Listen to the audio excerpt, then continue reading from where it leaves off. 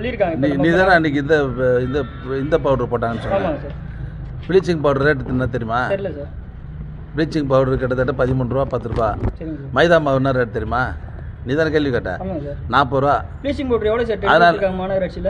எது bleaching powder எவ்வளோ sir 10 விட்டுருக்காங்க? எந்தெந்த ஊருக்கு எவ்வளோ தேவையோ அந்த அளவுக்கு விட்டுருக்காங்க. 15 ரூபாய்க்கு ஏன் சார் 55 ரூபாய்க்கு அப்புறம் 10 விட்டுருக்காங்க? எங்க அப்படிலாம் ஒன்றும் இல்லையா? 55 ரூபாய் தான் சார் 10. அப்படிலாம் ஒன்றும் இல்லை. அது கமிஷனர் பதில் சார் சொல்றாரு. இப்போ ஒருத்தர் இறந்ததுக்கு அப்புறம் தான் அந்த காமராஜபுரத்தை வந்து இப்போ பயங்கரமாக வந்து சுத்தம் படுத்துற அந்த மாதிரி பண்ணுறாங்க. ஏன் அதுக்கு முன்னாடியே அந்த பகுதியை வந்து ஒரு தூய்மைப்படுத்த பணி வந்து மாநகராட்சி ஈடுபடலாம்னு சொல்லி அந்த அது மாதிரிலாம் இல்லை, ரெகுலராக பண்ணிட்டு இருக்கேன். அந்த ஊரில் ஜனங்களுக்கு வந்து அந்த அக்கறை ஒண்ணுங்க. இப்போ போய் பார்த்தீங்களா அந்த தெருல இருக்கிற டப்பாக பலம் போட்டு வச்சிருக்கிறான். இப்போ நான் நீங்க போய் பார்த்த இடத்துலயே கழிவுநீர் ஓடையெல்லாம் வந்து தூர் வராம அப்படியே இருக்கிறதே நீங்களே சொல்லியிருக்கீங்க.